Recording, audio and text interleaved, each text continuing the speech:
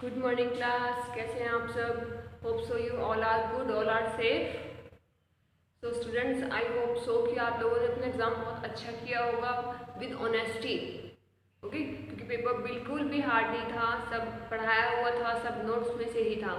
ठीक है, और बिल्कुल एक तरह से बोर्ड पैटर्न पे ही आपका पेपर बना हुआ था। अगर कहीं पे किसी कोई प्रॉब्लम आई है, ठीक है, उसने वो क्वेश्चन कर दिया है, प्रॉब्लम आई है, समझने में प्रॉब्लम आई है, तो वो मुझसे अभी भी वो क्वेश्चन पूछ सकता है। ठीक है, अगर किसी का कोई क्वेश्चन गलत है, उसने बाद में चेक किया है, ठीक है, तो भी वो मुझसे पूछ सकता है कि नहीं गलत क्यों है, इसका प्रॉपर आंसर क्या होना चाहिए।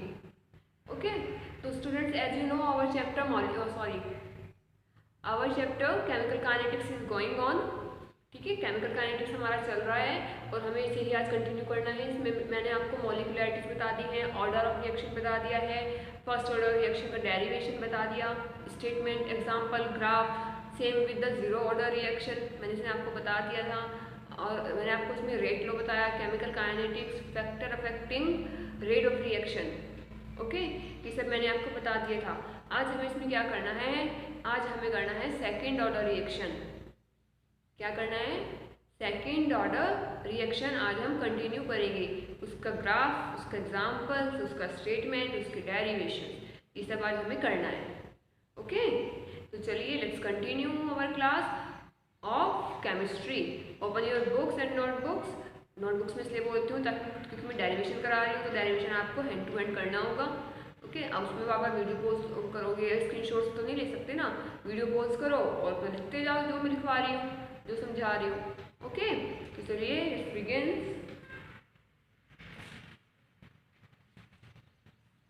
तो आज हमें क्या करना है, सेकेंड ऑर्डर रिएक्शन। ठीक है, क्या करना है हमें, सेकेंड ऑर्डर रिएक्शन करनी है। सेकेंड ऑर्डर रिएक्शन कब होती है, क्या होती है, जब कंसंट्रेशन, ठीक है ना, कंसंट्रेशन किस पर डिपेंड करता है, 2 मोल्स पे डिपेंड करता है। Okay, when concentration depends on the 2 moles of reactant then it is known as second order reaction. जब भी जो रिएक्शन का रेट लो है वो 2 मोल्स पे डिपेंड करता है, तो उसे हम क्या कहते हैं, सेकेंड ऑर्डर रिएक्शन कहते हैं। ओके, तो चलिए सेकेंड ऑर्डर रिएक्शन देख लेते हैं। The reaction in which the reaction in which the reaction in which the rate of reaction in which the rate of reaction is directly proportional to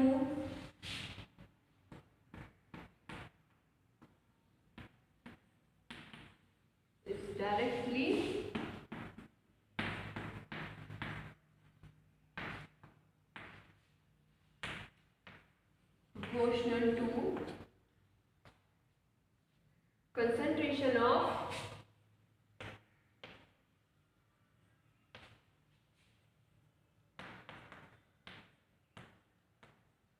two moles of reactant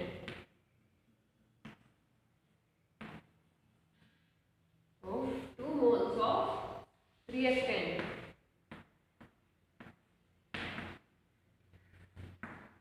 okay, जब भी किसी reaction में जब उस reaction का rate है वो directly proportional हो किसके, रिएक्शन के कंसंट्रेशन के 2 मोल्स के, 2 मोल्स के, तो उसे ही क्या कहा जाता है, सेकेंड ऑर्डर रिएक्शन कहा जाता है।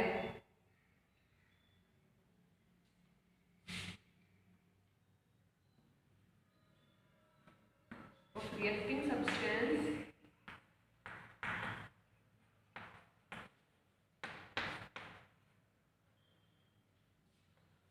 is known as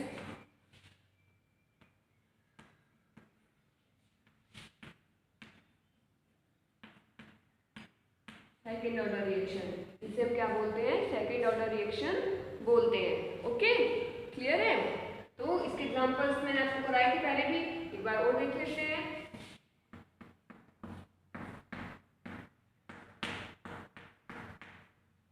क्या बनाए हुए, हाइड्रोजन आयोडाइड। मॉलिक्यूल बनेंगे, 2 मॉलिक्यूल्स, 1 मॉलिक्यूल इसका है, 1 मॉलिक्यूल इसका है, ओवरऑल 2 मॉलिक्यूल्स हो गए हैं। तो कंसंट्रेशन किस पे डिपेंड करती है, 2 मोल्स पे डिपेंड करती है, and that's why this is the second order reaction. Okay, इसकी मॉलिक्यूलरिटी कितनी होगी, मॉलिक्यूलरिटी इसकी 2 है, और ऑर्डर ऑफ रिएक्शन भी इसका कितना है, 2। Okay, order of reaction, molecularity both are 2, और इसका रेट लो क्या बनेगा,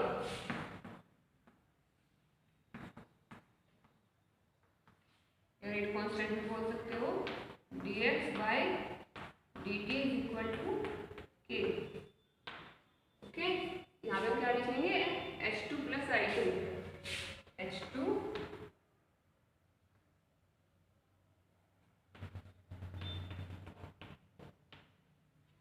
इसको क्या बन जाएगा, रेट लॉ बन जाएगा।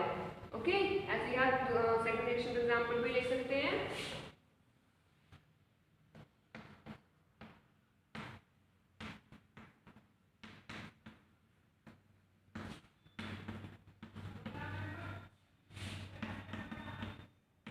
सोडियम एसिटेट बन जाएगा ये, प्लस माइनस H2, यहाँ पे भी इसकी मॉलिक्यूलरिटी क्या है,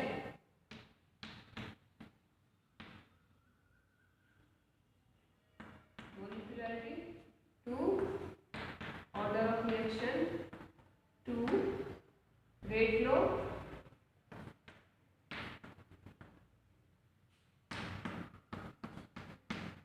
changing concentration with respect to time is equal to the remaining concentration, remaining amount of concentration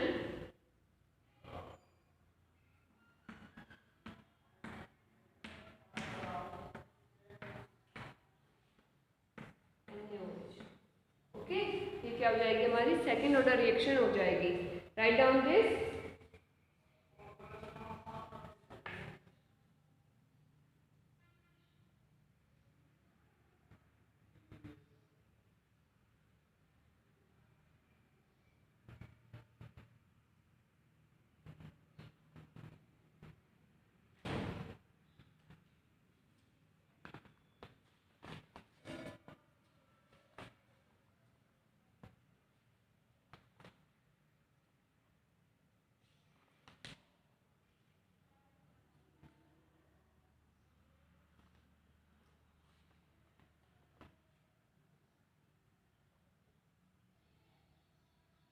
हो गया स्टूडेंट्स ये।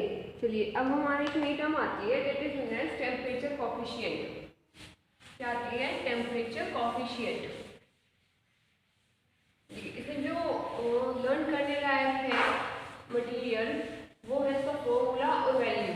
इससे क्या वैल्यू रहती है, क्या उसका फॉर्मूला होता है। इसकी वैल्यू हमेशा जब भी आप कैलकुलेट करेंगे, हमेशा 2 और 3 के बीच में आएगी, ना ही तो इससे ज़्यादा आएगी और ना ही इससे कम आएगी। अगर इससे ज़्यादा इससे कम आ गई तो मतलब आपने गलत से कैलकुलेट की है। अब क्या टर्म आती है हमारी, temperature coefficient.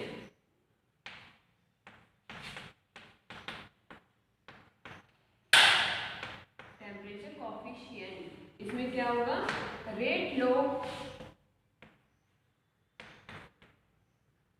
Eight 398 Kelvin upon rate low at 298 Kelvin. The ratio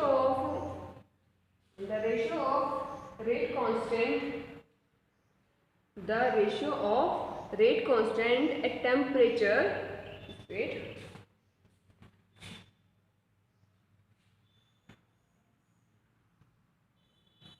the ratio of rate law or rate constant at 300 Kelvin to the rate constant at 298 Kelvin.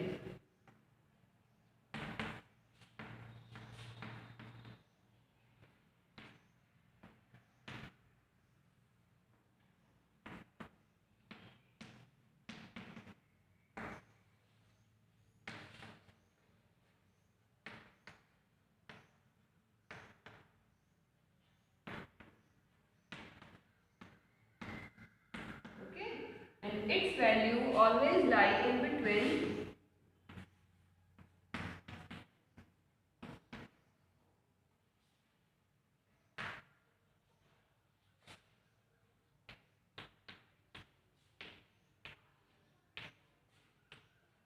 between 2 and 3. Okay, ये होता है मेरा, क्या होता है बेटा, temperature coefficient. Right down this.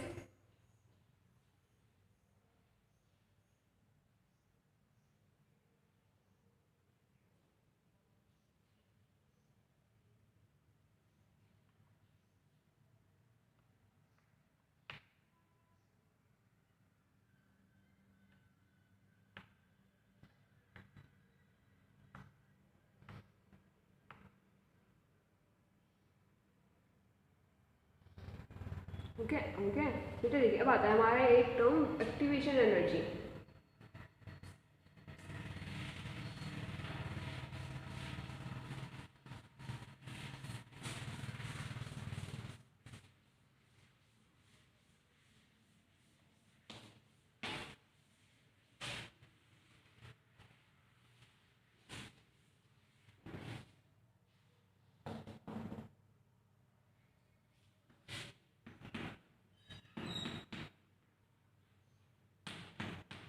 Activation energy, इसको समझने से पहले, लिखने से पहले एक चीज समझिए कि सपोज मेरे पास 100 नंबर ऑफ मॉलिक्यूल्स हैं.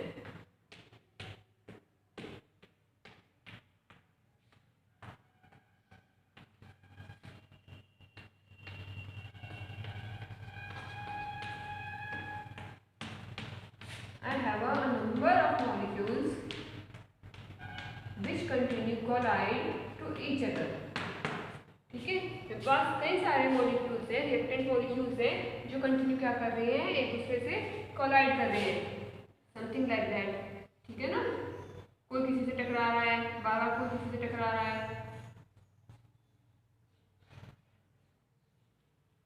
इस तरह से कंटिन्यू चल रहा है. तो देखिए माय डियर स्टूडेंट, जरूरी नहीं कि जितने भी कॉलिजन हो सब प्रोडक्ट फॉर्मेशन करें.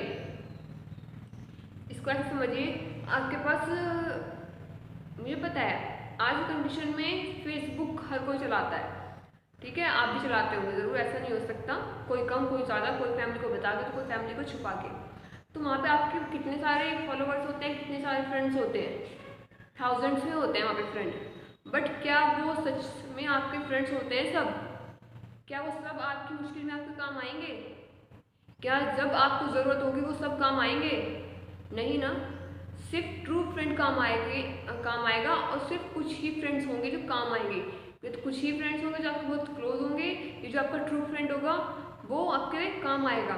तो सेम यही यहाँ पे होता है, क्योंकि पास बहुत सारे नंबर ऑफ मॉलिक्यूल्स हैं रिएक्टेंट में, बट सारे ही प्रोडक्ट फॉर्मेशन नहीं करते. जहाँ पे ट्रू कोलिजन होता है वही क्या करते हैं, प्रोडक्ट फॉर्मेशन करते हैं. एक होता है ट्रू कॉलिजन, एक होता है स्यूडो कॉलिजन. मतलब कॉलिजन तो हो रहा है पर कोई एनर्जी ट्रांसफर नहीं हुई, जिसकी वजह से प्रोडक्ट नहीं बन रहा है उनसे. लेकिन कुछ ऐसे होते हैं कि कोलाइड करते हैं, एनर्जी का ट्रांसफर होता है, प्रोडक्ट फॉर्मेशन हो जाती है. ठीक है, तो ये होता है हमारा यहाँ का कंसेप्ट. अब आते हैं एक्टिवेशन एनर्जी. एक्टिवेशन एनर्जी वो एनर्जी होती है जो हम बाहर से एक्सटर्नली प्रोवाइड कराते हैं, जिससे सारे मॉलिक्यूल एक इफेक्टिव कॉलिजन करें. ठीक है, activation energy is the extra energy which is provided from the external source for the effective collision of all the molecules present in the reactant. Clear है, reactant side में जितने भी molecules हैं सब एक ट्रू कॉलिजन करें, उसके लिए जो एनर्जी प्रोवाइड कराई जाती है वही क्या कहलाती है, एक्टिवेशन एनर्जी कहलाई जाती है. क्लियर है, तो ये क्या होती है, हमारी एक्टिवेशन एनर्जी होती है, जिसको हम किससे रिप्रेजेंट करते हैं, ई ए, रिप्रेजेंट बाय ई ए. ठीक है, एमसीक्यू में सकता है कि स्टूडेंट्स बताइए जो एक्टिवेशन एनर्जी है वो किससे रिप्रेजेंट की जाती है. ओके, तो चलिए अब आगे चलते हैं. एक्टिवेशन एनर्जी हमारा यहाँ पे खत्म हो गया है. अब हमारा इस चैप्टर का मोस्ट इम्पोर्टेंट टॉपिक आ रहा है, और मोस्ट इम्पोर्टेंट इक्वेशन आ रही है अर्नियर्स इक्वेशन.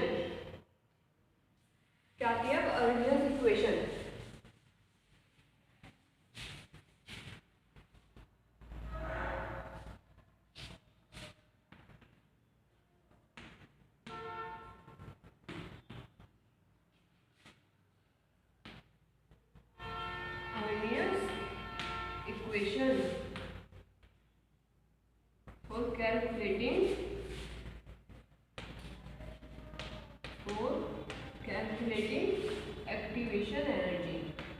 ओके,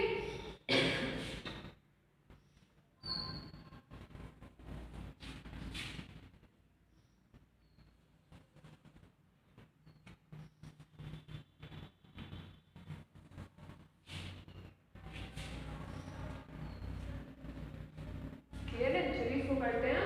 अर्लियर ने रिलेशन दिया था किस किस के बीच में, रेट ऑफ रिएक्शन के बीच में और टेम्परेचर के बीच में।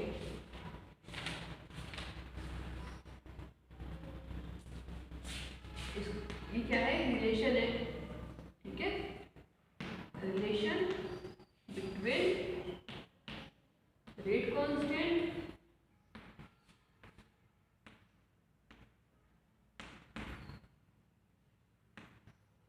And temperature.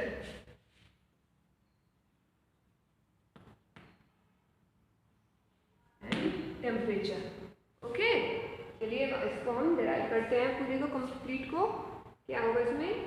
देखिए, जो हमारी फर्स्ट इक्वेशन है,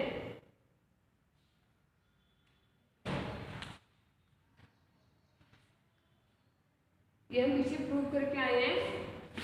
rate constant is equal to A E upon R D. Equation first, यहाँ पे ए क्या होता है कि क्या है हमारा? रेट कांस्टेंट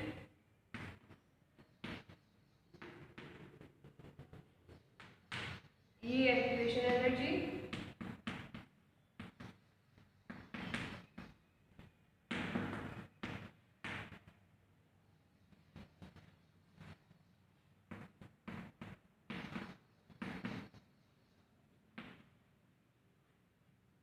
फ्रीक्वेंसी है, T temperature, R gas constant, या प्लस 11 में पढ़ के आए हैं।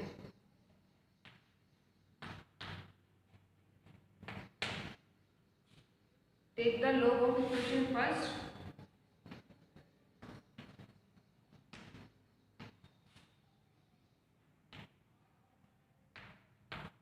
इक्वेशन फर्स्ट का लॉग ले लीजिए। फिर बता दो लॉग कैसे लेते हैं।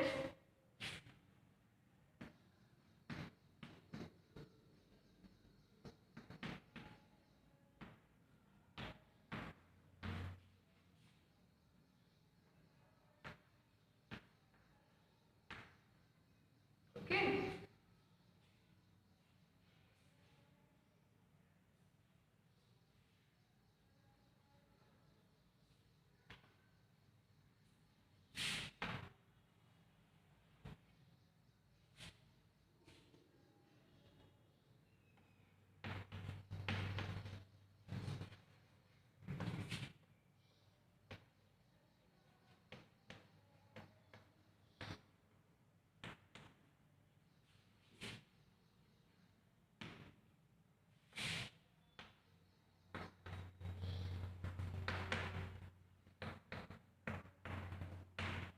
रेट कांस्टेंट K1 और K2 हो जाएगा, तो टेम्परेचर T1 और T2 होगा।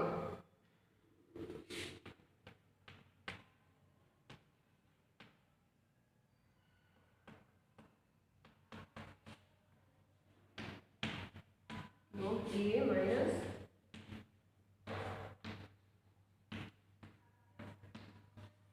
वैसे ही second value final conditions put कीजिए। पहले मैंने इनिशियल पुट की है,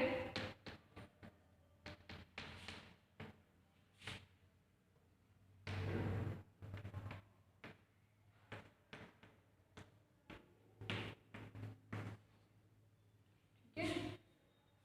अब दोनों को कंबाइन कर दीजिए, क्या आएगा?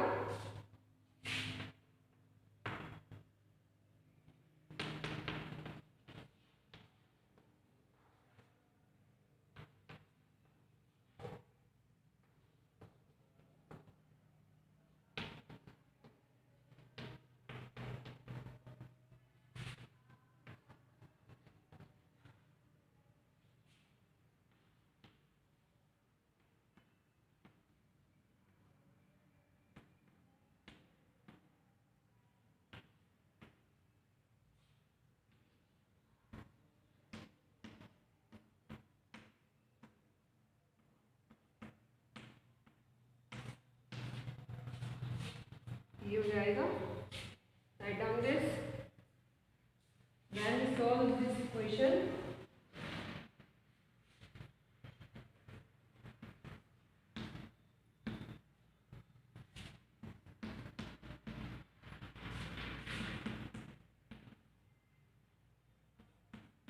जो कॉमन है उसको बाहर ले लीजिए, ऐसे मैथ में करते हैं सेम एज।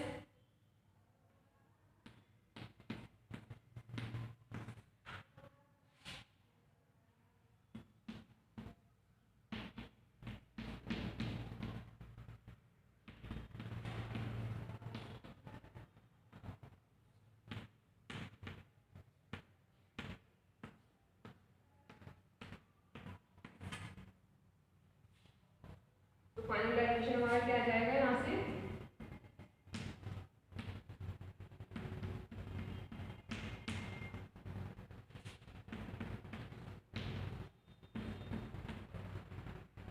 आज की वैल्यू पुट कर दो,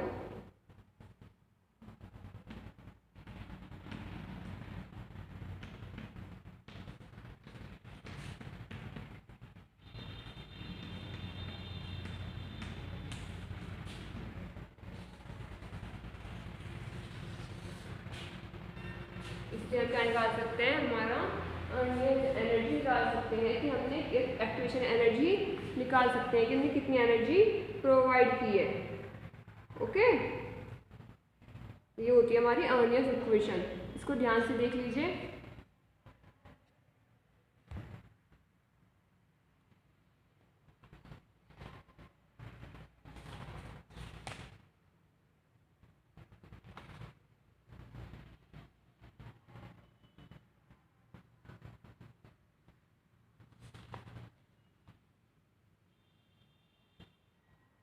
तो स्टूडेंट्स यहाँ पे हमारा चैप्टर ये ऑलमोस्ट ख़त्म हो जाता है।